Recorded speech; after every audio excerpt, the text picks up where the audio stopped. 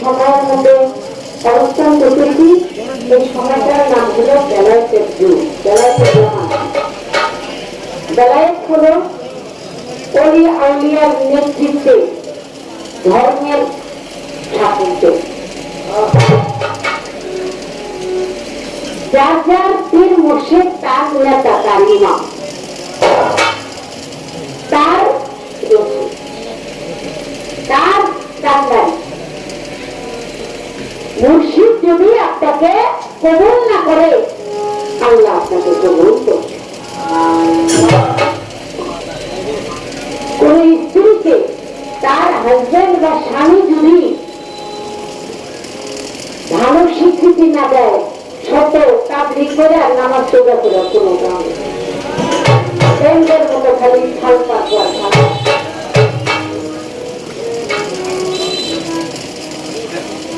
অনেক মেয়েরা দেখি স্বামী খাইয়া পইরা তাই ঘর বোঝা লেগছে বেটি গড়িয়া তাবলিগ করে। তার মতো খারাপ আর কেউ হতে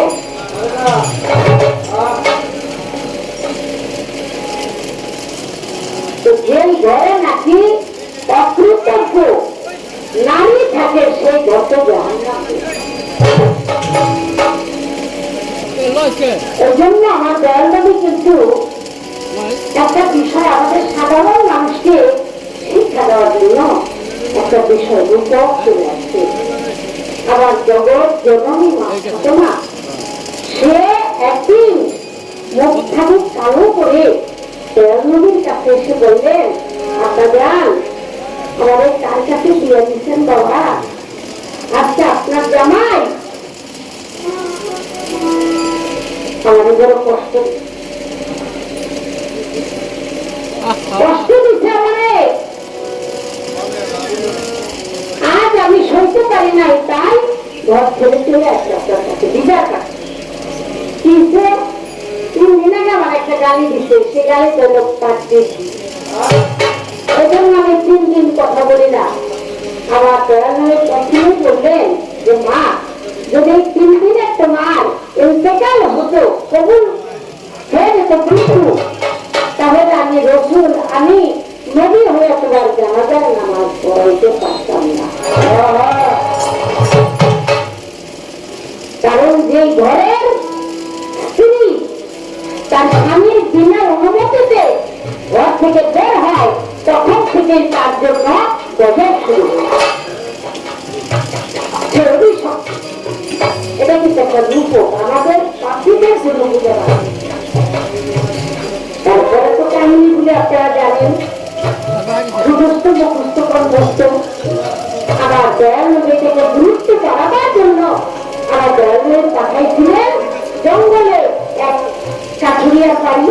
কি এই কথা তো আমার মাখন দেওয়ার টাকায় বহু এই কাহিনী বলছে।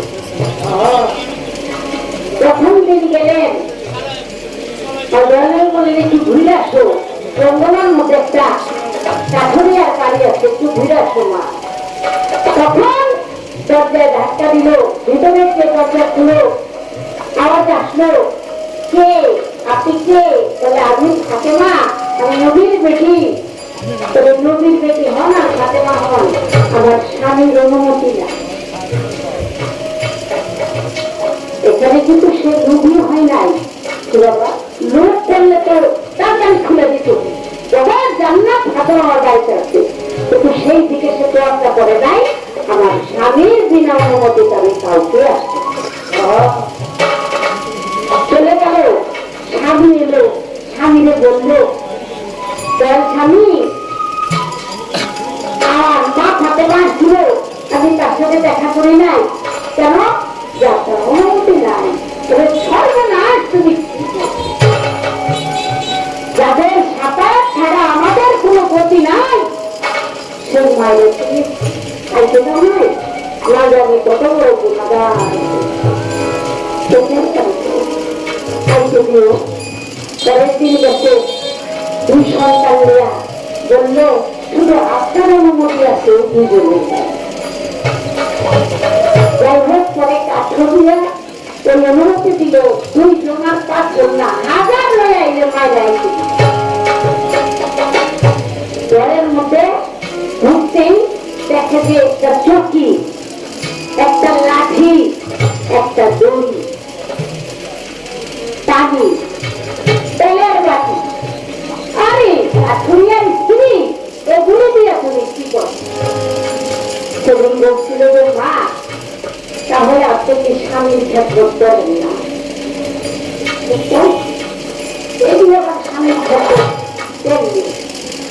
তখন বললো আমার স্বামী সারাদিন কাজ থেকে বাজারে বিক্রি করে আসে, তার পা দুইটা খাইতে যায়।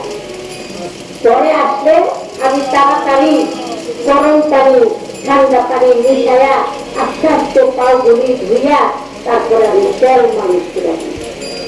এর আগে আমি পাওটা চুল দিয়া মুছা দিই, তারপরে লাঠিটা দিই। আমি আমার যদি অপরাধ ভুল কাজমি হয় আমার কাছে মানে রোজগার গুণা কোনো দিচ্ছে, এর জন্য আমার ছেলেতে আমার দেওয়া চিন্তা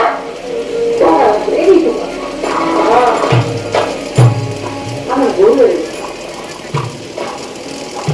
শাস্তি দেয়, আমি যে শাস্তি পাওয়ার আয়াত পাইছে এটাই তো শুকরিয়া আলহামদুলিল্লাহ।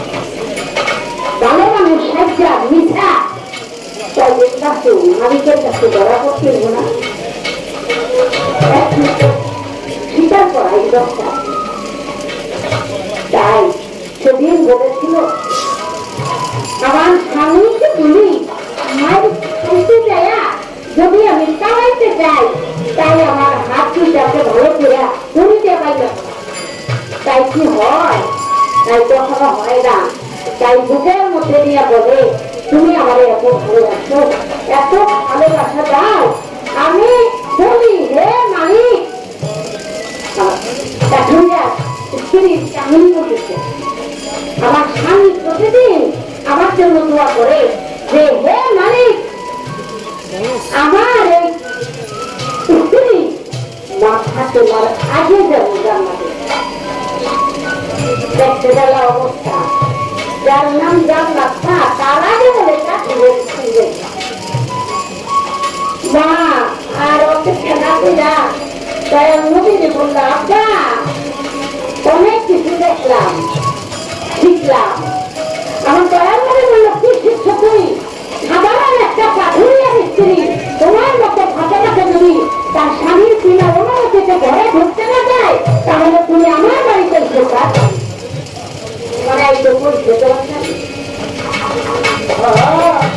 বাহাদুরি করে লাগবো না, স্বামীর মনের মতো। কারণ আমার বিয়ে হইলে আমার নাম হয় স্ত্রী আর স্বামীর নাম হয়েছে স্বামী মানে অভিভাবক মানি আর স্ত্রী মানে আত্মীয়তা। আমি তোমার চরণের দাসত্ব স্বীকার করে তোমার চরণের সাথে আশ্রয় থাকি, তোমার সেবাটাই আমার চরণ ধর্ম, এছাড়া আমার কোনো ধর্ম। আমি যেন সন্তুষ্ট থাকি এটাই বোঝা পাত্র। তাই মাথা দেওয়া বলেছিল যে আমার আগে কাঠুরের স্ত্রী জান্নাতে যাইব। তুমি দুঃখ পাও না, তুমি যে উটের উপরে উঠবা, উটের উপরে থাকে তুমি জান্নাতে যাইবা। ওই উটের দড়িটা ধইরা এই কাঠুরিয়ার স্ত্রী এইভাবে সে আগে এই কথাটা আমি কেন বললাম? অবশ্য অবশ্যই আমার অনেক মা বোন আছে দূরে থেকে হয়তো গাড়ি শুনে অনেকের ভিতরে অনেকের কথা শুনে স্বামীকে জানিয়ে ওদের মরার সময় এই দোকানে তো কথা বলতে পারবে না, কারণ ওর দোকানটা এই দোকানে স্বামীকে জাহান্নামী বলে আমার জান্নাতের খবর লইতে দাও, তুমি তো দেখো তাহলে তাদের এই গুলো নাই সেই গুলো। এই হিসাবটা আমাদের রাখতে হবে, এটা থাকতে হবে। তাই আল্লাহ নিষেধ করছে তাদের জাহান্নামে চলে, কারণ আমি তো তওবাকে কবুল করি রাখি বাবা যে সকালবেলা তাকে বিকালবেলা তওবা করে করতে মুমিন হইয়া নিষ্পাপ শিশু হয়ে আমার ফিরে আসতে পারে, তখন কি হবে? তুমি তারা জাহান্নামে দিলা, তাহলে এই জাহান্নামের তুমি খুব সাবধান এবং সচেতন। আজকের পালা নবুয়াতার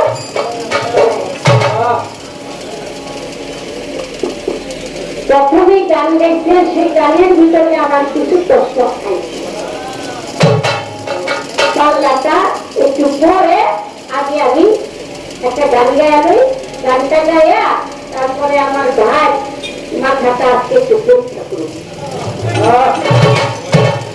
অনেকদিন হয় পাইতাছি না ভাই, খালি খুব পাচ্ছি।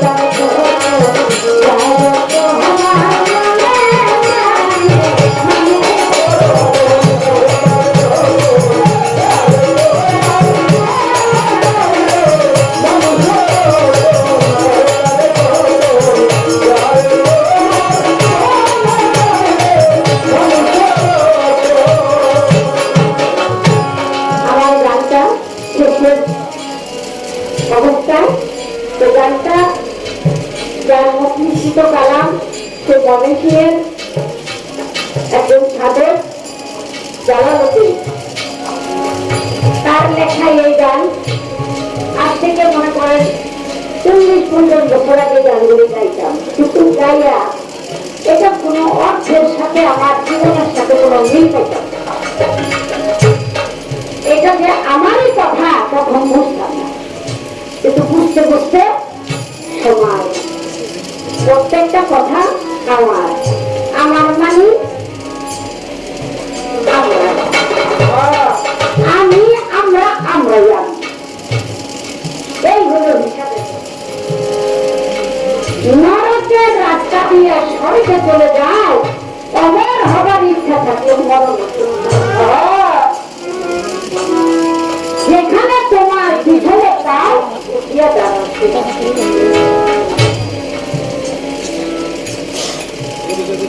জীবন যৌবন, যৌবনটা কি? যৌবনটা হলো একটা মহাশক্তি, জোয়ার পাওয়া। এটা কিসের জন্য? এটা হলো পরম বন্ধুর সাথে প্রেম। জীবনী যৌবন আবহাওয়া যাই বলেন না কেন, এটা একমাত্র পরমের পথে শক্তিটা খাটাবার জন্য। তো আমরা তো তা রেখে আমরা তো কাম করবো, লোক পায় আমরা পাচ্ছুর্য একটা কাম পশু। এই পশুর তাড়নায় সেই কাম পশুর যন্ত্রণা আমি সইতে পারি না। তাই আমি আমার আত্মা, আমার জীবন, আমার চলমান যে মহাশক্তি, সেগুলি আমি নিম্নকারে দুর্গত পানি যুক্ত রূপে বর্তমান পোকামাকড় রূপে একবারও কি মায়া লাগে না নিজের প্রতি? আপনি আপনাকে কত খন্ড করে শিখছেন কেন? একটা পশু যে আনন্দ পায়, ক্ষণিকের আনন্দ, আত্মবিশ্বাসের আনন্দের জন্য আপনার সেই গোবিন্দকে ফেলে দেন, তাহলে আপনার উপায়টা হবে কি? কিভাবে আপনার নাম আশরাফুল মাখলুকাত? আশরাফ মানে শ্রেষ্ঠ, মাখলুক মানে শ্রেষ্ঠ। এটার মধ্যে শ্রেষ্ঠ হলো ইনসান। ইনসান বলা হয়েছে যে নাকি নিজের প্রতি ইনসান করে চলছে। বয়স হচ্ছে না, এখন তো বয়স হচ্ছে, তারপরে বাচ্চা কাচ্চা হয়েছে না, বাচ্চা কাচ্চা হয়েছে, মোটামুটি বড় হয়ে গেছে গা, মালিকের তরফ থেকে তো সবই পাইলাম। এখন আবারও যদি আমি নাপাকের দেশে ঘোরাঘুরি করি, তাহলে পাক আল্লাহ পাক রসুল আমার এই টাকার জমিকে আইব, কেন আইব? আমি তো সারাক্ষণ নাপাক চিন্তা হয়ে তাহলে আমাদের পাইছি না। লাঠি হয়েছে, লাঠি নিয়ে ঘোরাঘুরি করে, আবার খরচ ফসলের কাপড় উঠানে রয়েছে দেয়, হে দেওয়ার ফুলের গোড়া দেখে এর থেকে লজ্জা বলো কি রস। মরা গাছের লাগিয়ে টুকুর টুকুর ত্যাগ করে, কারণ আপনার ভিতরের যে লাঠি সেটাকে আপনি এটা তো লজ্জাজনক বিষয়, লজ্জাজনক বিষয়। তাই ধন থাকতে হবে রাখতে। এজন্য বলে যৌবন যার, যুদ্ধে যাওয়ার সময় তার, সেটা কোন যুদ্ধ? সেটা হলো প্রকৃতির সাথে, লাভের সাথে। আমার এই যে হরার্য যদি আমি জয় না করতে পারি, তাহলে আমি কিসের দিন?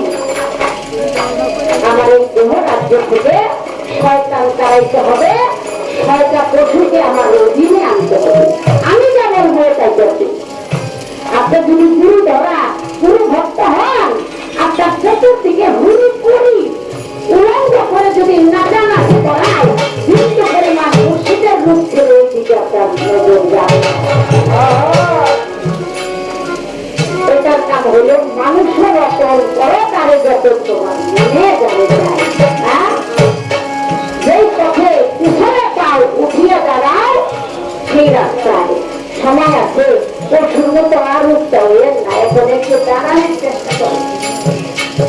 খালি পশুর খেলা, পশুর আনন্দ করতে করতে যদি জিন্দিগি চলে যায়, আগামীতে আপনারে মানুষের সম্মানের পোশাক খুলে আপনার পশুর রঙে পাঠিয়ে দিবে। যা রাস্তাঘাটে কুত্তা মিলে দুর্গা রামনে সাইটাই করবা, তবে তুমি ভুলেই যত মজা তত সাজা। হ্যাঁ, যত মজা তত কিন্তু সাজা। আবার জালালউদ্দিন খান এই দেশে বলার চেষ্টা করেছে, আমরা বিশ্বের দক্ষিণা বাবা অথবা উপজেলা অথবা দোকানের নাম শুনছি, অথবা কি যারা জমি না এগুলো তত দূরে আসেন না, শোনা না না কি ঘুরে আসেন না আপনি, শোনা জানা টাকা পয়সা বাড়ি ঘর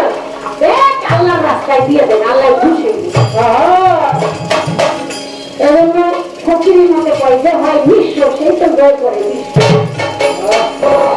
আমি তো বিরক্ত করে দেন, সেখানে পরম সত্তা উদয় হয়ে যাবে। আর যে হবে একা, সেই তো প্রায় পরমের দেখা। যে হবে শূন্য, সেই তো হবে ধন্য। এই কথাই গুরুজি বলে গেছে। তাই কি অপব্যয় করবেন না। ওই যে জীবন নামক পানি, ওই পানি কিন্তু সব কিছুর উৎস। পানির নূর, নুরি জ্যোতি, নুরি মতি, সব নূর। ওই নূরের ক্ষতি যদি আপনি করেন, আপনার কোনো গতি। ওই নূরকে হেফাজত করেন, ওই পানিকে হেফাজত করেন। এবং আল্লাহ বলেছে অপব্যয়কারী শয়তানের দোস্ত। আর অপব্যয় হলো এইটা, সন্তান জন্ম দিলেন, কেন অসুবিধা কি, সময় মতো ওই জন্ম এই সন্তান আমানুষ কুমানুষ জানোয়ার পশু শয়তান। আপনি আগে মানুষ সংস্কার করেন, মানুষজন চার দোকানে কি একবারে কোরআন নামে বাজার মিলাইয়া দেন। আরে কি জন্ম দিলেন, এরকম মানুষ একটা নিজের জিজ্ঞান যখন জন্ম দিচ্ছেন আপনি মানুষ আসিলেন নিজের দিকে একবার টাকা সময় নাই, সময় নাই। যদি সারাদিন কাজ করে যাই না তুই না একা দূরে দিচ্ছে যাই গোসল করতে, আপনার চুলের মোটা করে কাম করেন, চলে গেছেন ঠিক আছে না।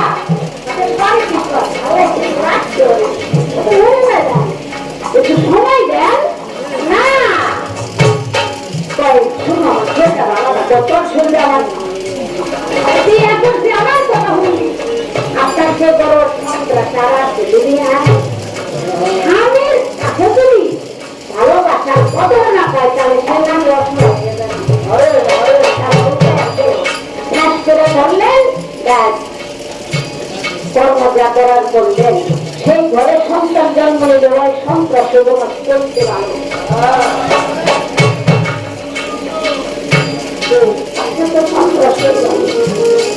আর বদনাম গায়েন না, নিজে নিজে খায়েন না। এরা যাই করেন টাকা পয়সা বন্ধ দেওয়ান কোটা দেন আর না দেন, কিন্তু আপনার বাচ্চা করে একটা সৎ বাবা আর কোনো কষ্ট Thank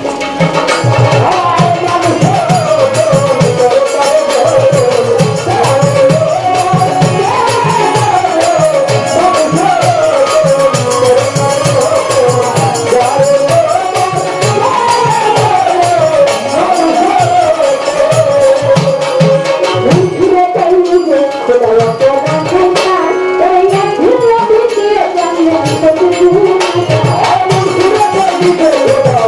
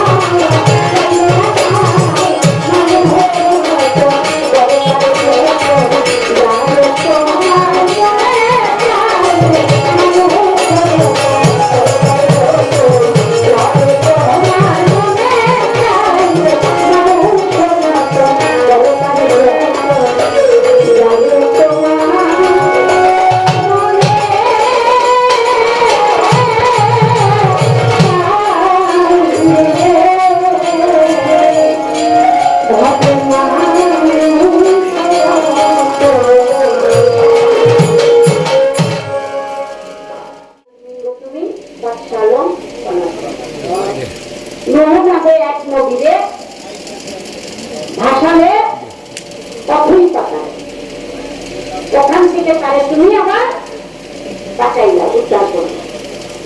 দেখো আমার কথা, আল্লাহ সেখান থেকে শুধু নূহ নবীরে পাঠায় নাই, শয়তানকে।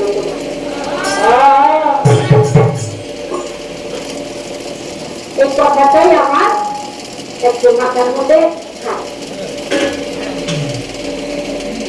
কারণ শয়তান ওই নূহ নবীর মতার মধ্যে, তাহলে নূহ নবীর মধ্যে শয়তান উঠছে, নূহ নবীর মাঝে যাওয়ার শয়তান।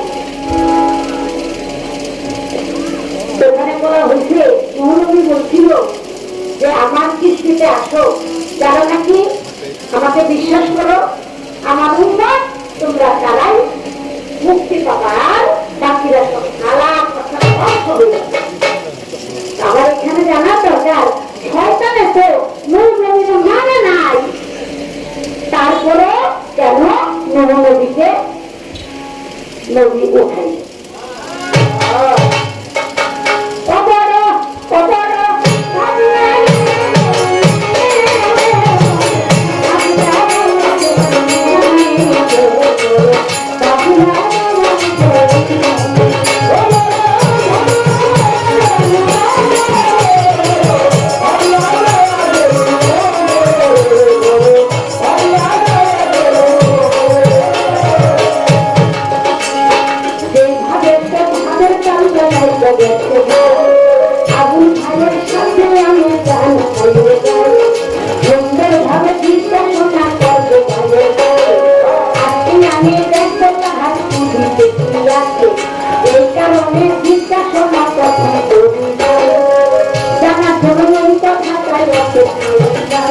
আমি আরেক কথা শুনে যাব,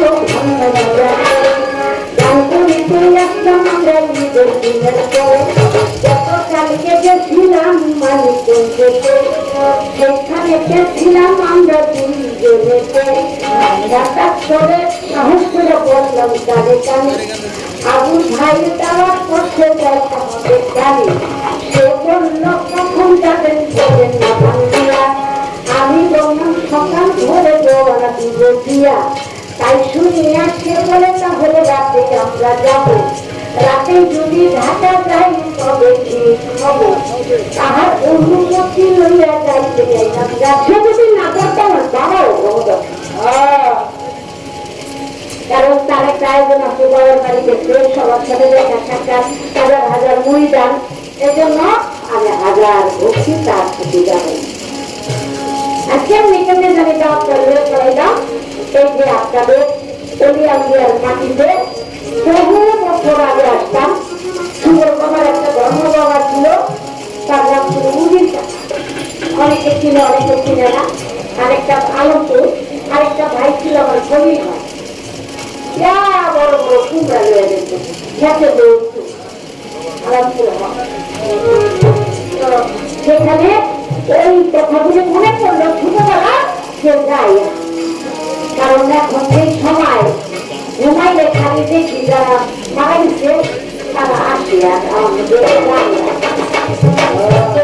দেয়, আবার কার সাথে গান হয়, সব সবারই কই আসলে অনেক দিনে আইসি যাওয়া লাগবে না, দূরে যদি এত সময় নেই লাগাবে সুযোগ দিতে যাচ্ছি। আজকাল তো সুযোগ আর কিন্তু তখন না দিয়ে সাদের জিনিস গ্রহণ না করে পাওয়া যায়। তাই আমি আমার তার সাথে অনেক খুশি, তাই বলছে শুধু তাই বলে জানে, কিন্তু আমি ছাড় এটা ভুল করে যাবে না। বলে কি ঈদ মুবারক, কি বললো ঈদুল আজহা, এই জিনিসটা আমার জানতে। ঈদ মুবারক, ঈদুল আজহা এটা আমরা করি, কিন্তু এটা অন্য অন্য নজর ওরা করে না। ব্যাপারটা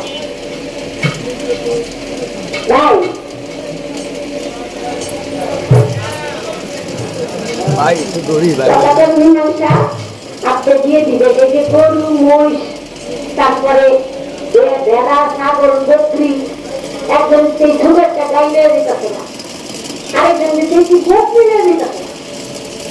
তো দিয়েছিলাম যে আসলে বকরি যে নেন আপনি বুঝবেন কি বকরি কিরা নেই, এটা নামই তো বকরি।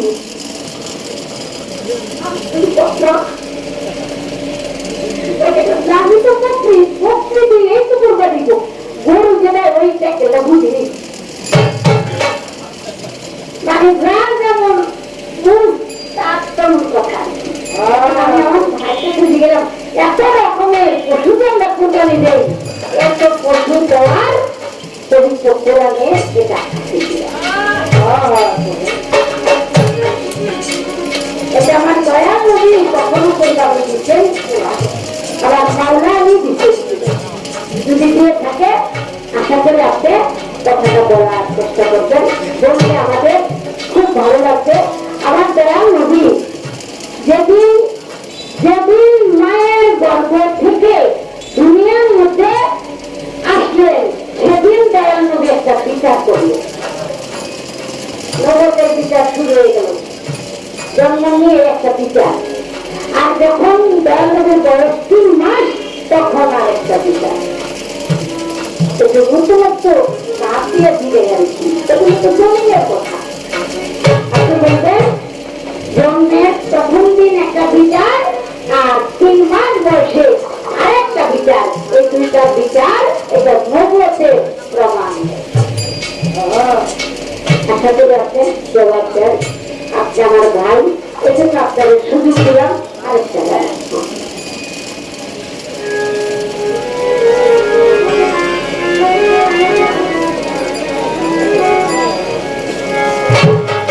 দেখলে ছবি পাগল, দেখলে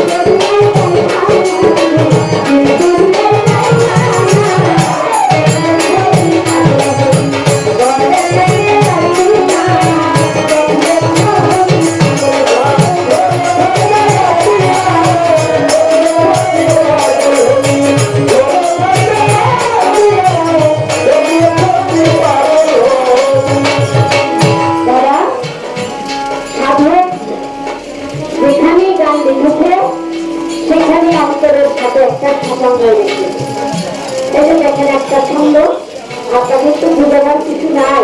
ভক্তি ভরে রাখিলে প্রাণ পানি হয়ে যায় গো পাশা। আপনার যখন দেহ রাজ্যের মধ্যে একটা অনৈতিক রিপোর্ট ধারণা চলবে, তখন আপনার ভিতর থেকে যে মহাশক্তি মূল সেটা বলবে। তখনই আপনি বুঝতে পারবেন যে আপনার সর্বনাশ হয়ে যাবে। এই মুহূর্তে আপনি মুর্শিদের মধ্যে নিয়ে যদি আপনি ধ্যান এবং ভক্তি দিয়ে বুঝতে পারেন, তাহলে মুহূর্তের মধ্যে সেটা দৃঢ়তা অর্থাৎ পাষাণের মতো শক্ত হয়ে যায়। এটা নিম্ন গতিতে যাওয়ার কোন শক্তি থাকবে না, কারণ আপনি জায়গা মতো খেলেন রাখবেন। এখানে আর শয়তানের কোন কাজ চলবে না। সেজন্য বারবার এই তালিকায় দেওয়া হয়েছে। বাবা আগে যদি না বাঁচি তাইয়া বাঁচো এবং বাড়ো। আপনারা বেশ থাকছে একটা কথা, বাঁচো এবং বাড়ো। বাঁচলাম কি সবাই 5,000 টাকা করে ঘুরে ঘুরে আসে। আমাদেরও হিসাব দেয় কি একটা অবস্থা, পরে অনায় দেখি। তাদের নাম কিন্তু বাঁচা না, আমি বাঁচবো এবং কাজ করবো, কর্ম করবো। এটার নাম হলো বাঁচো এবং বাড়ো, অর্থাৎ 3 যাবে আমার প্রমোশন হবে। আমার যেন ডিমোশন না হয়, এটার নাম হলো স্তর্চনায় ফুল পবিত্র সাধক। সেখানে আমার চলতে আপনি নিজেই করতে পারবেন। করেন না করম, গুরুর স্মরণে থেকে করম শুরু করেন। আপনি নিজেই নিজে দেখে একটু আনন্দিত হয়ে যাবেন যে না, মালিক সহায় হয়েছে। তাই আমার যাওয়ার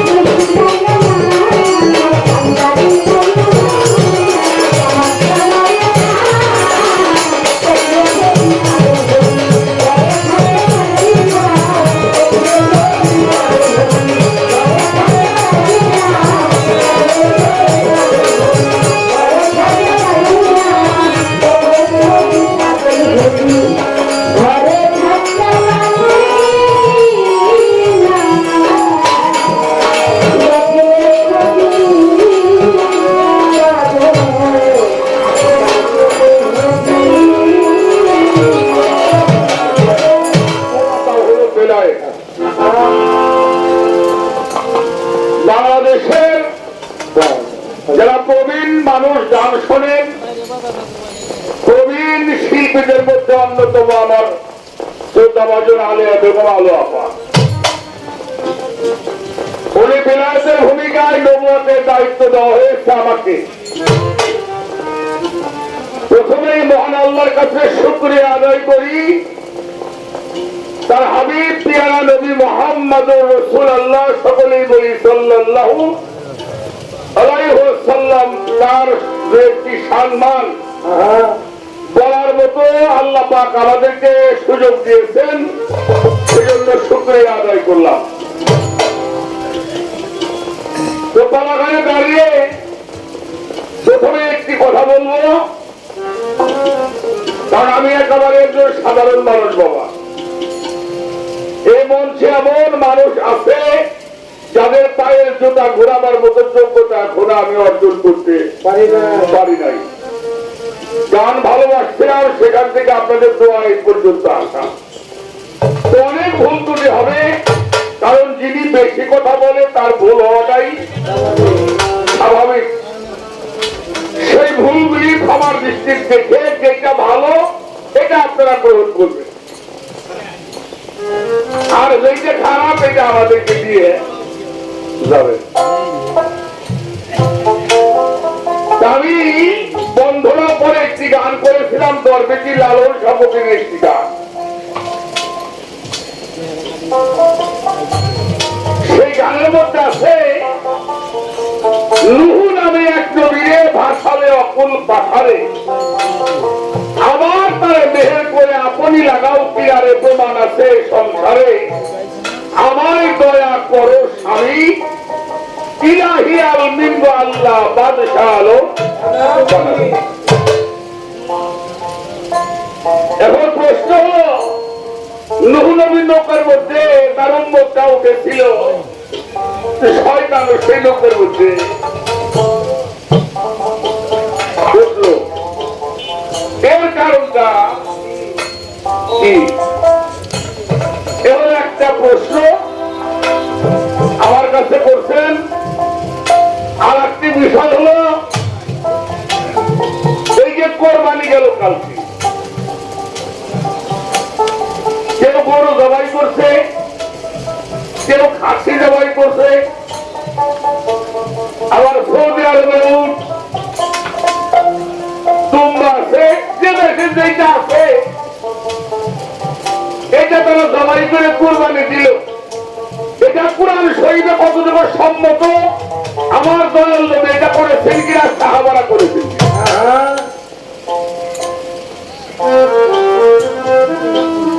এমনি বাসি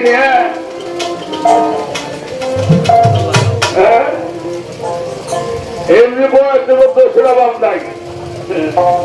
তারপরে আপনারা হয়তো ছাই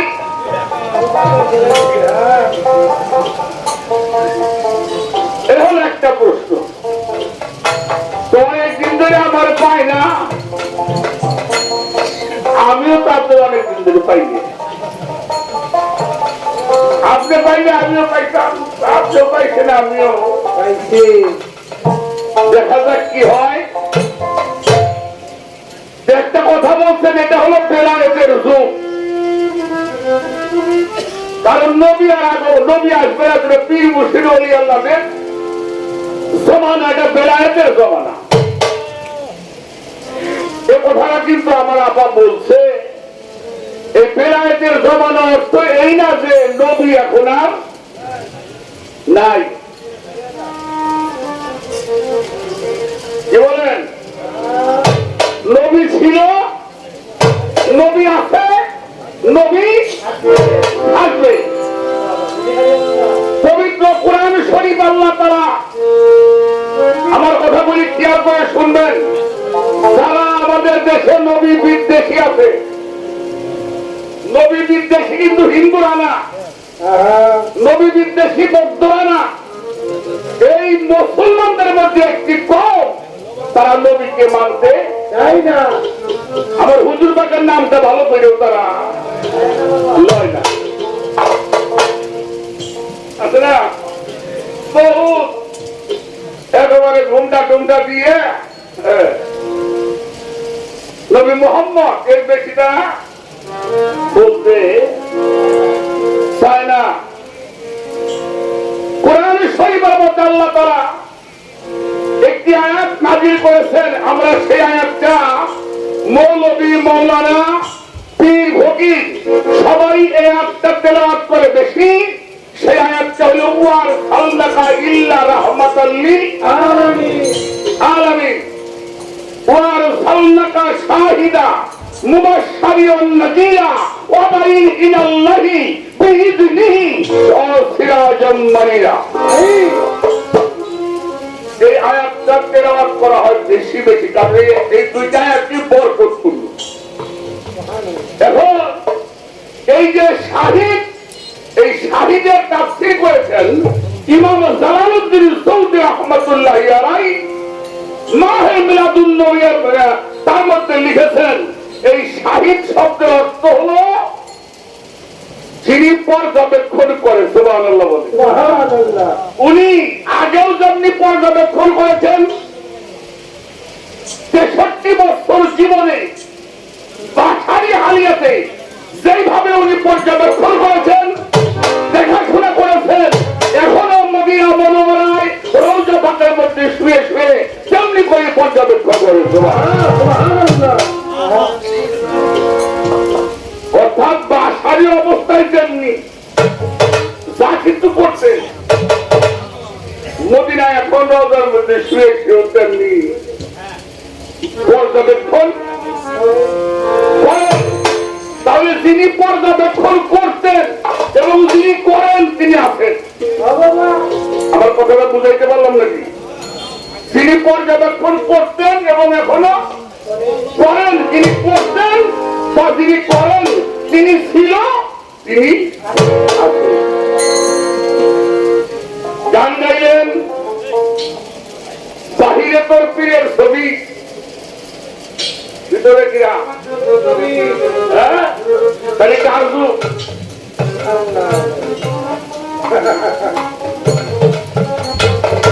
আপনারা কেন আপনারা বলবেন? অর্থাৎ যেখানে নবী নাই সেখানে কোন ধর্ম নাই, যেখানে নবী নাই সেখানে রহমত নাই, যেখানে নবী নাই সেখানে বেলায়েত নাই, রেসালত নাই, খেলাফত নাই, মাওলাইয়াত নাই, জাহের নাই, বাতন নাই। যেখানে নবী আছে ওখানে সবই আছে আছে। আমি একটি গান আগে করি, তারপরে প্রশ্নের জবাব দিতেই হবে। শয়তানের জায়গাটা কোথায় কেউ বলতে পারেন? শয়তানের জায়গা কোথায়? জাহান্নামে শয়তান যাবি, আগুন আগুনে পুড়ে কি? হ্যাঁ, শয়তানের জায়গা দুইটা জায়গায়, একটা জিনের অন্তর আর একটা মানুষের অন্তর। একটা জিনের মস্তিষ্ক আর একটা মানুষের মস্তিষ্ক। এই জন্য দুইটা জাতির বিচার হবে এবং দুইটা জাতিকে সৃষ্টি করেছে ইবাদত করার জন্য। আল্লাহ তাআলা বলেছেন, আমি জিন আর ইনসানকে তৈরি করেছি কিসের জন্য? আমার মা খালাকাতুল জিন্নি ওয়াল ইনসা ইল্লা লিয়াবুদুন। আমি জিন আর ইনসানকে তৈরি করেছি আমার ইবাদতের জন্য। শয়তানের জায়গাটা হলো মানুষের মস্তিষ্কের মধ্যে। অতএব অন্য কোথাও শয়তানকে খুঁজে পাওয়া যাবে না। আর এই শয়তান মুক্ত হতে হলে, এই শয়তান যদি কেউ দূর করতে চান, তাহলে যেই কাবার মধ্যে সেজদা করতে আল্লাহ বলেছেন, ইজবারাতিল মালাইকাতিল জুদুলি আদামা ফাজা জুদু ইল্লা ইবলিসা ওয়া মাস্তাগফারা ওয়া কানা মিনাল কাফিরিন। অর্থাৎ আদম হলো প্রতিনিধি খলিফা। ওই কেবলার মধ্যে যারা সেজদা করবে, ওই মস্তিষ্কের মধ্যে শয়তান থাকতে পারে না। তাহলে যারা নূহ নবীর নৌকায় উঠছিলেন তাদের সবাই মুমিন ছিল না।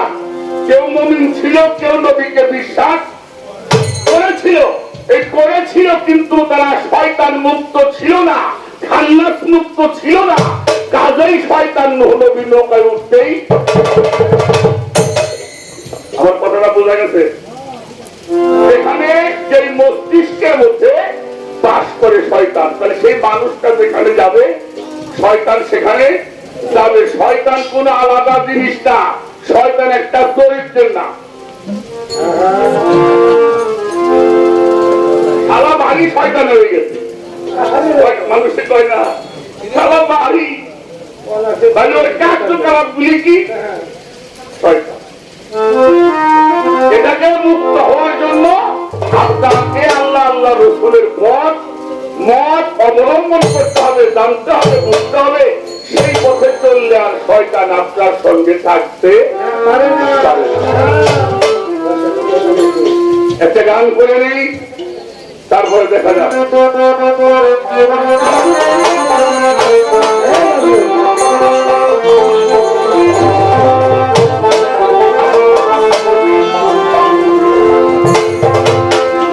এই যে রাখিলেন নবীজির তরে, রাখিলেন নবীজির তরে আল্লাহ পাক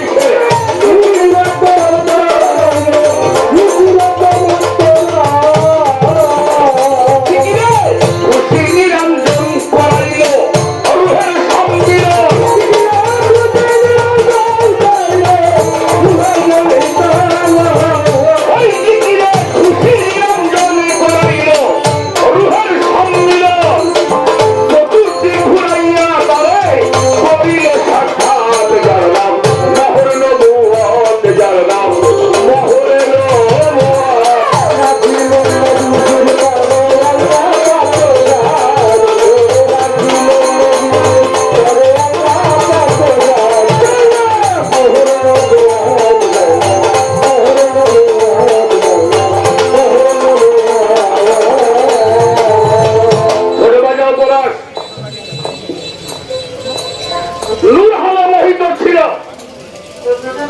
সেই যে আরো মোল্লায় ৭০,০০০ বছর ধরে জিকিরেতে মত্ত জিকিরে খুশির রঞ্জন করাইল রোহের সম্মিলন চতুর্দিক ঘোরাইয়া তারে করিল সাক্ষাৎ।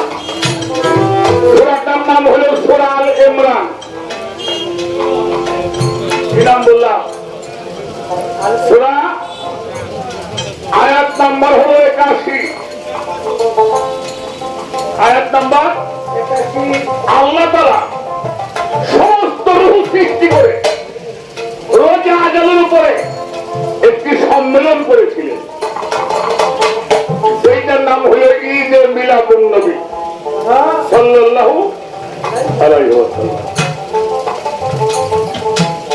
সমস্ত নবী, রাসূল, আউলিয়া কেরাম সমস্ত রূহকে সেই নবীর নূর দর্শন করাবার পরে আল্লাহ তাআলা ওয়াদা নিয়েছেন, অঙ্গীকার করাইছেন আমাদেরকে,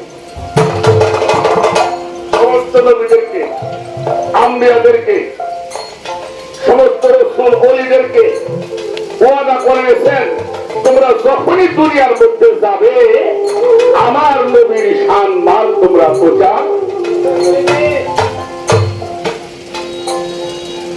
এটা কার হুকুম? আল্লাহর হুকুম। ভালো করে একটু পড়ে দেখবেন সূরা আল ইমরান ৮১ নম্বর আয়াত। অতএব এই নবী শুরু আছে, কোন শেষ নাই, সব ধ্বংস হয়ে যাবে।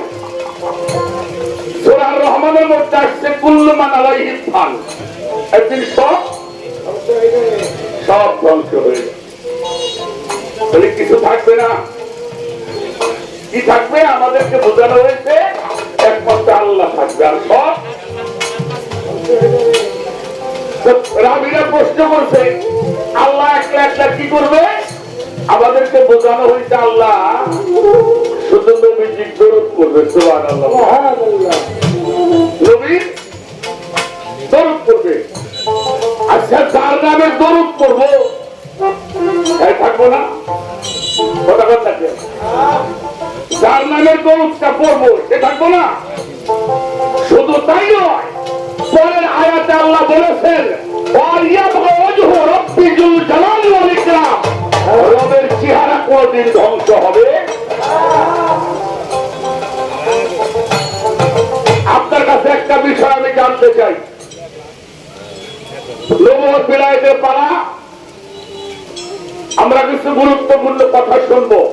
আল্লাহ কুরআন শরীফের মধ্যে বলেছেন সিদগাতাল্লাহি মান আহসানু মিনাল্লাহি ওয়া সিদগা, তোমরা আমার রঙে রঞ্জিত হও।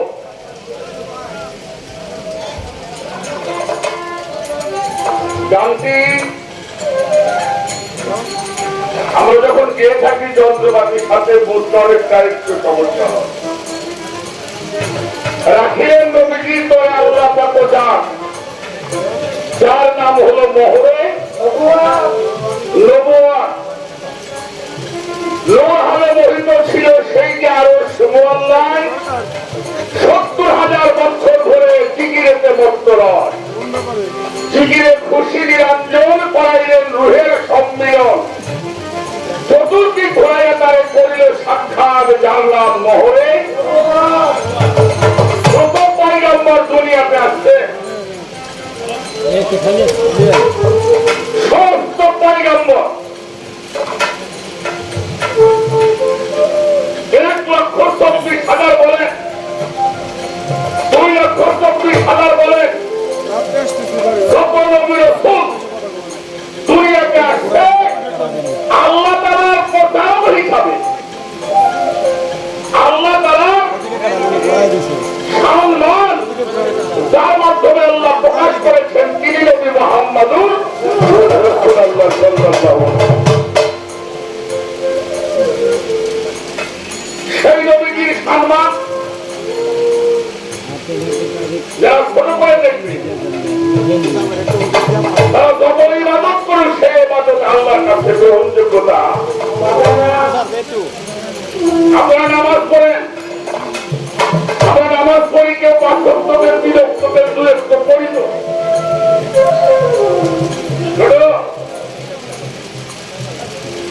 নামাজ পড়া হয়, আমি কথাগুলি বলার একটা উদ্দেশ্য,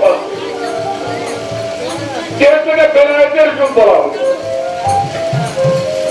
আচ্ছা, যারা নামাজ পড়লেন, একটা লোক যখন বাড়ির থেকে বের হয় নামাজের নিয়ত করে, তখনই তার নামাজ শুরু হয়ে যায়, ঠিক কিনা? এটা ইমাম আবু হানিফার মত। আপনি যখন বাড়ির থেকে বের হলেন, মসজিদে যাবেন, নামাজ পড়বেন, আপনার নিয়ত হয়ে গেল। এরপরে আপনি মসজিদে ঘরে গেলেন, ওযু করলেন, জায়নামাজে দাঁড়াইলেন, দোয়া করলেন,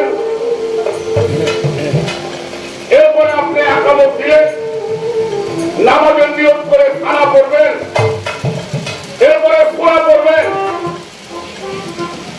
এরপরে রুকু করবেন, এরপরে সিজদা করবেন, তাই তো? আপনার নামাজ কি শেষ হয়ে গেল? হ্যাঁ, নামাজ শেষ হয় নাই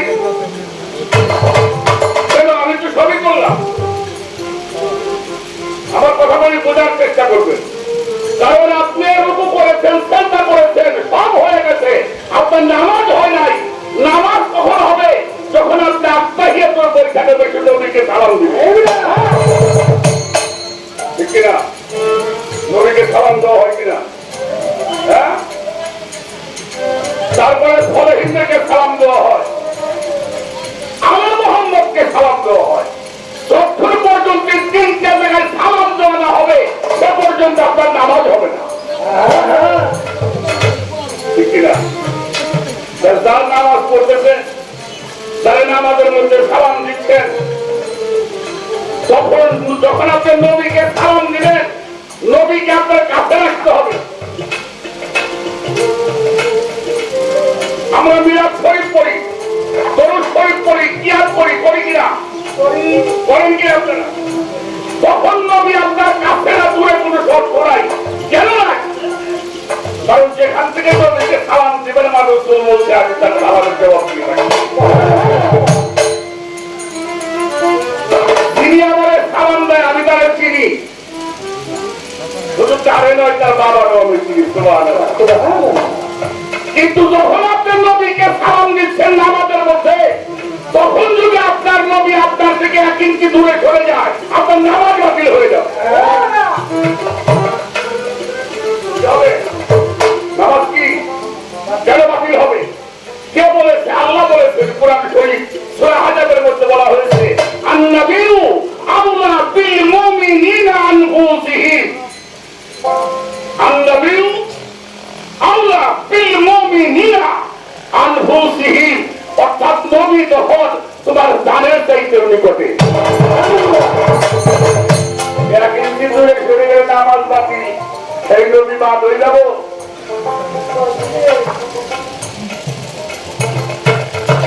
বাদ হয়ে যাবে। তারই যুগী তার যুগী আছে, তার প্রতিনিধিরা যারা প্রতিনিধিত্ব করে, তারা হইল বেলায়েতের যুগ।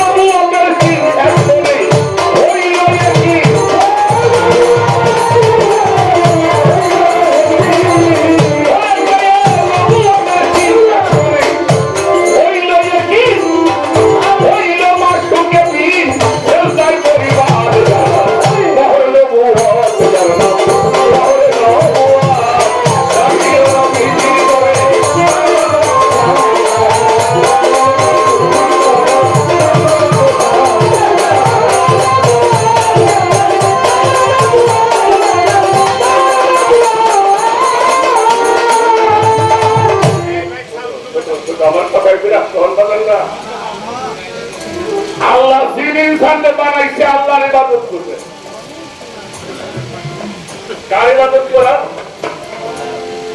আচ্ছা, এই যে নামাজ পড়ে আইলেন, এটা কার ইবাদত?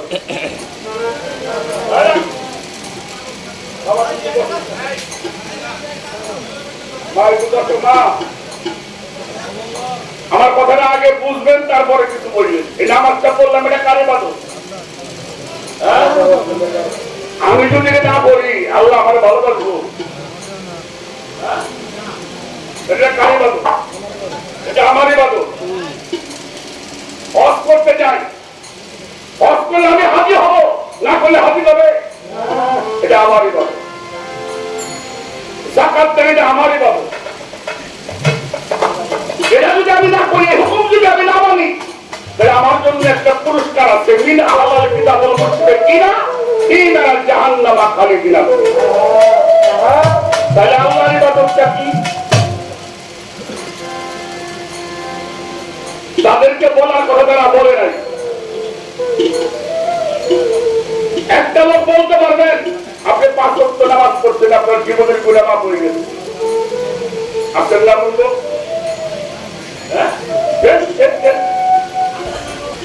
তাহলে কি লোক জাহিল নামাজ পড়ে আছে?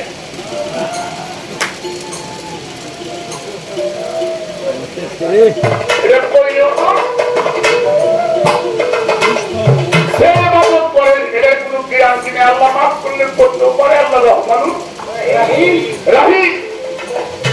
তবে আমি একটা কথা আপনাকে বলে যাই, একটা ইবাদত যদি কোনো মানুষ করে, আমার আল্লাহ ওয়াদা করেছেন তার সঙ্গে আমি তার জীবনের সব গুনাহগুলি মাফ করে দেব। আল্লাহ বলছেন, আমি বলি না। কি বলেছেন? কুল ইন কুনতুম তুহিব্বুনাল্লাহি ফাত্তাবিউনি ইউহিব্বুকুমুল্লাহ ওয়া ইয়াগফির লাকুম যুনুবাকুম আল্লাহু গফুরুর রহিম।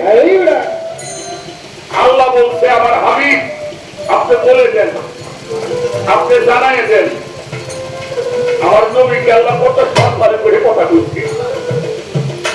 আমার হাবিব আপনি জানাই দেন কি ওরা যেন আমার ভয় করে আর আমার ইবাদত করে।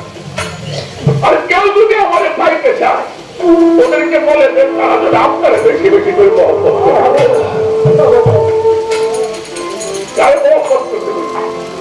আল্লাহরে আল্লাহরে কইছে, আল্লাহ কইছে যদি কেউ আমাদের পাইতে চায়, তারা যেন আপনারা বেশি বেশি করে।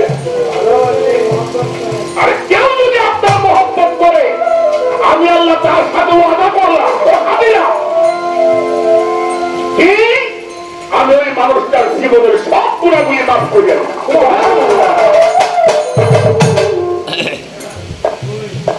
নামাজ পড়েন, রোজা করেন, হজ করেন, জাকাত করেন, পীর ধরেন, মুরাকাবা করেন, মুশাহিদা করেন, সেই ইবাদতের মধ্যে নবী নবীর প্রেম নাই, ওটা কোনো ইবাদতই না। ওটা কোনো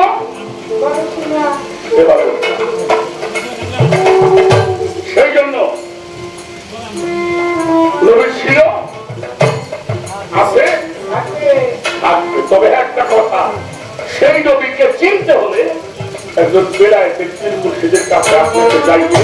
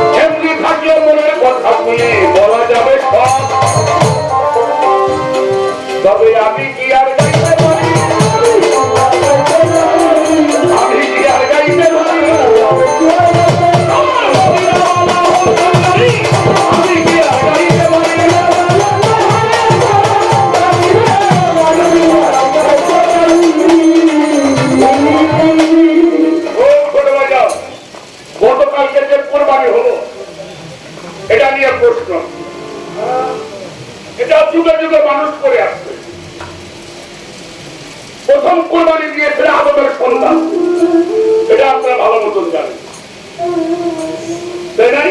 আমি কাবিলের কুরবানি হচ্ছিল না, চলে গেল সেটা। আসলো মুসালমের যুগ। মুসা আলাইহিস সালামের সময় একটা কুরবানি হয়, কারণ মুসা নবী একটা খুনের তাই তাকে দোষী করা।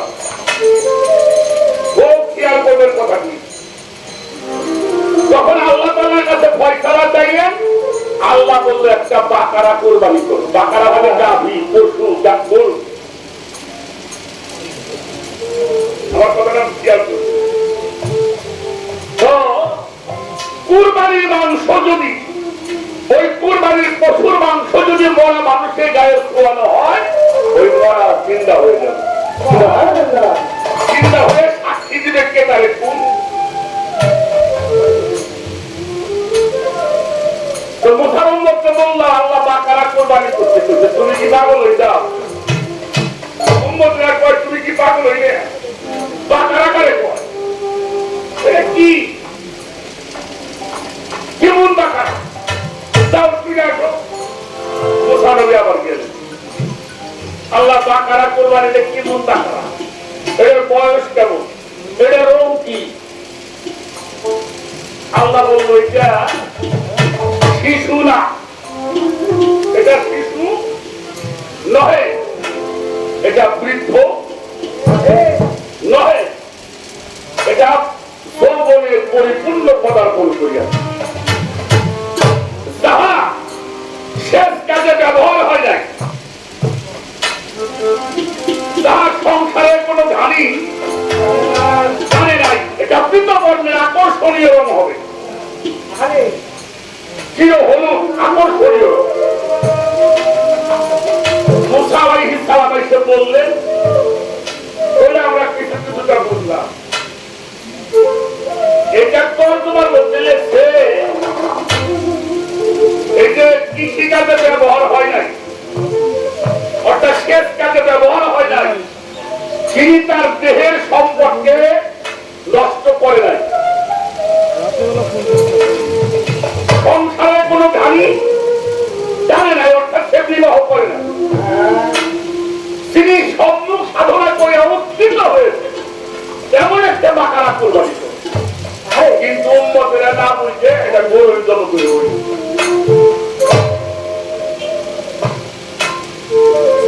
আমার কথাটা বুঝছেন? মুসা নবীর সময় শুরু হলো, আসর ইব্রাহিম পয়গম্বর আল্লাহ তাকে প্রিয় বস্তু কুরবানি করতে বলছে, এটা আপনারা জানেন।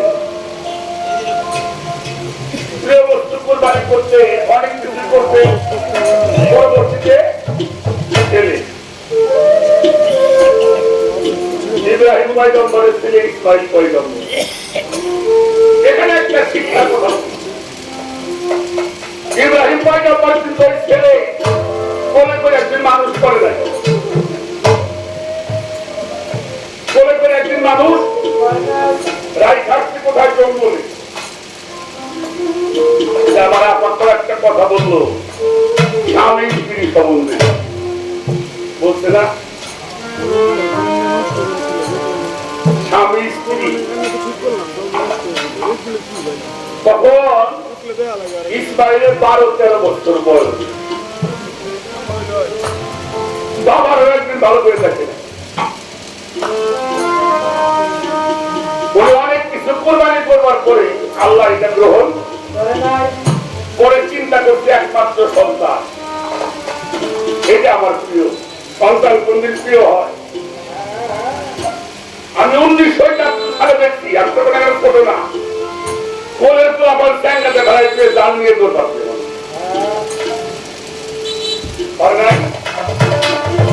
তারপরেও আপনার পতন না ঘটলে সন্তানের সৃষ্টি হয় না। আপনার সন্তানকে যদি কেউ একটা আঘাত করে, আপনার সাপোর্টে আপনার সামনে, আপনি কিছু না বলতে পারলো, ভিতরটা পুড়ে ওঠে। আমি গরিব মানুষ, উনি বড়লোক মানুষ, কিছু করলে না পারলেও ভিতরটা, অর্থাৎ আপনারই একটা অংশ সন্তান, সেই সন্তান কুরবানি করতে নিয়ে গেলেন। হাজেরা বলল এতদিন পরে আসলে একটু বসবে না বলে আমার তো সময় নেই, আমি দাওয়াত খাইতে যাবো। মেহমানদারি আমার দাওয়াত হচ্ছে, আমি ইসমাইলকে নিয়ে যাবো। উনি কোনো কথা না বলে ইসমাইলকে সাজাই দিচ্ছে, বলতে পারতো না একদিন পরে একদিন খাওয়াল নিতে লাগতো, খাওয়া না করে আমার খাওয়াল নিয়ে দেওয়া আমার তো তাই করছি। সাজাই দিছে, যখন সাজায় দেয় তখন শয়তান বলছিল তোমার ছেলে কিন্তু জবাই করছে। তার উত্তর দিয়েছিল কি, বেটা তার সন্তান সে জবাই করবে, তোর এত করেছে।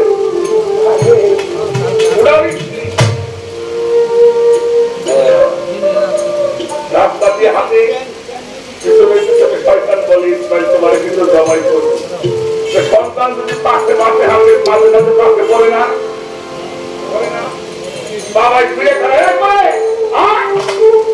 দেখে না, তো বলতে ইসমাইল আসতো পাশে পড়ে বলে আপু দেখেন শয়তান আমার কি করে আপনি বলে আমার জবাই করবেন।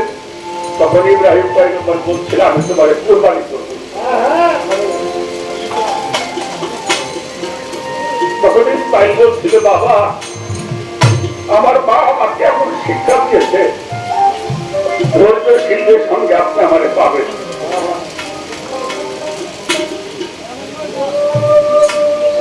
এজন্য বাবা অলি হন, আউলিয়া হন, মাতবার হন, নেতা হন, আগে মায়ের দোয়া লাগে।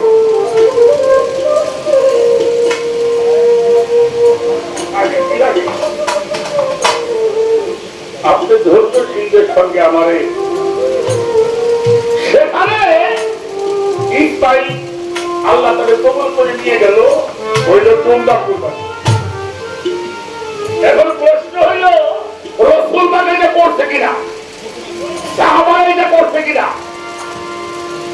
রাসূল পাকের জীবন দশায় সাহাবাদের জীবন দশায় এমন কোন প্রমাণ পাওয়া যায় না তারা বছরের বছর তবে হজে আসছিলেন, হজের মাঠে এসে উনি পশু কোরবানি করে তিনি তার চলে যান।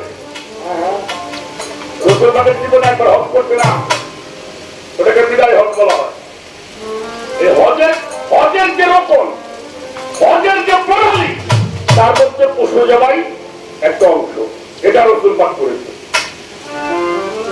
এটা আমার রাসূল করেছে, বছরে বছরে এটা করছে। এরকম কোন চলি কোন সাহাবাও করছে এটা আমার জানা। তবে তারা হজ করবে, এই হজের রকমের মধ্যে পশু জবাই করা। কিন্তু কোরআন শরীফে আল্লাহ বলছে নফসকে কতল করবার জন্য, নফসকে তোমার নফসকে কতল করো। এখন আসেন জাহিরি যেটা নাই ওটার কোনো বাতিনি নাই, যেটার বাহির আছে ওটার ভিতর আছে, যার প্রকাশ আছে তার গোপন আছে। এটা আমার শরীর, আমার এই নবুয়তের আইনের বিধানে বললাম। এখন একটা মানুষ যে কুরবানি হয় গুরুর দরবারে যায়, এইটা হওয়ার পদ্ধতি থেকে আপনারা বলুন।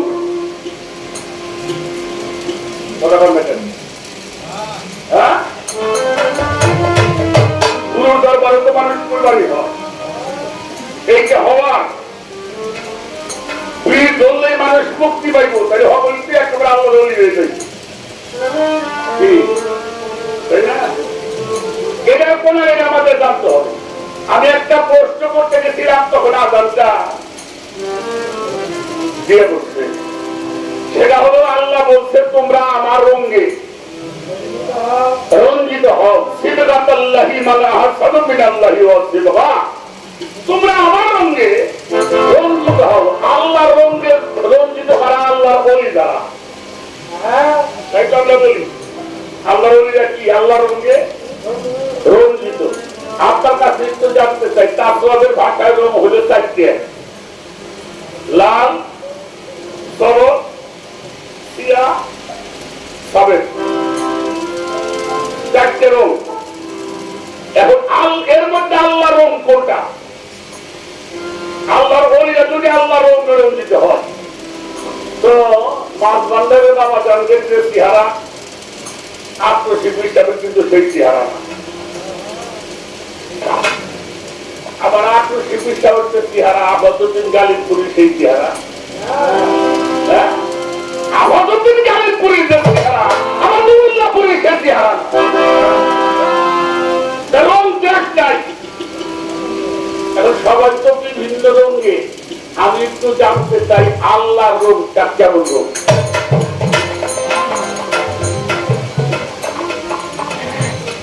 জানতে না আল্লাহর রং কেমন, কিভাবে বুঝবো এটা আল্লাহর রং?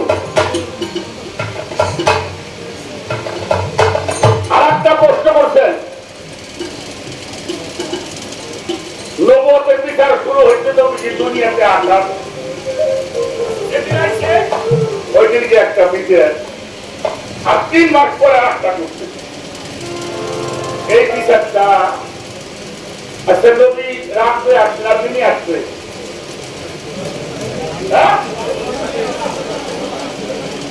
তোর সাথে কারে কয়? তোর সাথে কারে কয়? এটা রাত নাকি? এটা রাত হলো দিনও না, আবার রাত হো আবার দিনও, রাতের অংশ আছে দিনেরও আছে। বুঝাইতে পারলাম না?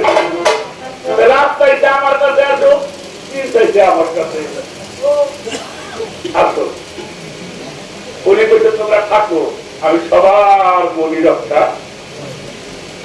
না না না, রাতের অংশ আছে দিনেরও অংশ চলে আসছে, 2 জনকেই শান্তি দিয়ে দুনিয়াতে আসছে।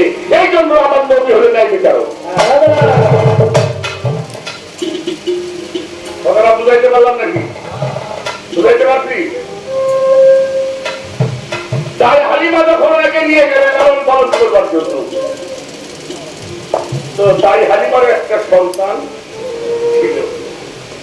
নবীজি যখন লালন পালন করতে দিলেন, উনি একটা স্তরের দুধ পান করে আর একটা স্তরের দুধ পান করে। কেন করে না? আমার একজন ভাই আছে, তার হক আমি নষ্ট করতে পারি না। এই জন্য সমস্ত ন্যায়ের হকের প্রতি হল নবী মুহাম্মদ রাসূলুল্লাহ।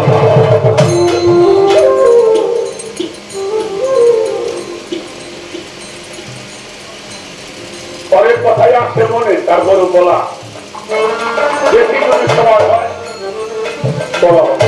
তবে যাই কিছু করি আমরা নবী নবীর আহলে বায়াত এবং সালেহীনদের মহব্বত আমাদের ভিতরে আগে জাগ্রত করতে হবে, তাহলে ঈমান জাগ্রত হবে। এবার আমি একটা বিষয় আপনার কাছে জানতে চাই। কি জানতে চাই? আমাদের ভিক্ষা শরীফে একজন সাধক ছিলেন, তিনি হলো দেওয়ান রশিদ বাবাজান। নাম শুনছেন তো?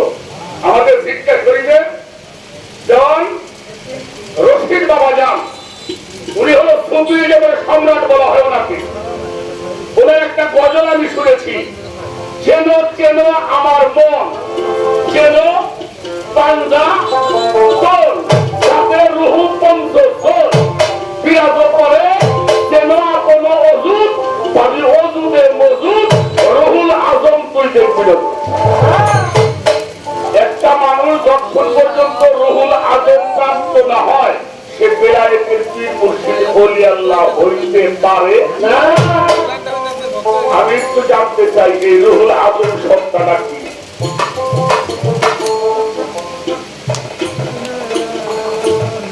তাৎপর্যের মহব্বত, এটা একটু পরে আলোচনা হবে ইনশাআল্লাহ। এরপরে ওনার মধ্যে তাদের মধ্যে লিখছে, কামেলিন পীর তোমার হইবেন তিনি, রুহের সুরাত তোমাকে দেখাইবেন। তিনি রুহের সুরাত দেখাইতে পারে না, সে কামেল পীর হতে পারে না। এটা আমার কথা না, ভিক্ষা শরীফে দেওয়ান রশিদ বাবাজান বলছেন, কামেলিন পীর তোমার হইবেন তিনি, রুহের সুরাত তোমাকে দেখাইবেন। তৌহিদের সাগরে ডুবাইবে তোমারে, কি অপরূপ সেদিন দেখবা। আমি এখানে একটু জানতে চাই এই রুহের সুরাতটা কেমন। আপনারা এতদিন করে পাইছেন আইছেন, আমিও মেলা দিন পরে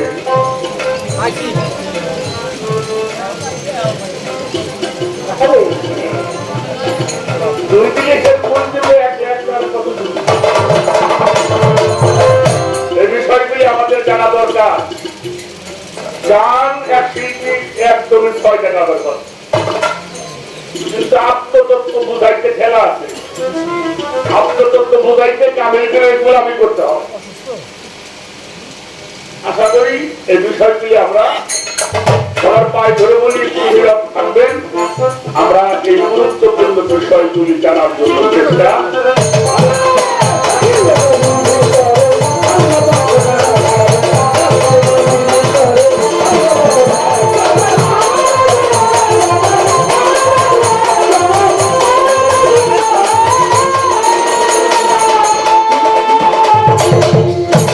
আর একটা গান গায়ে বসি, কথাগুলি শুনবো।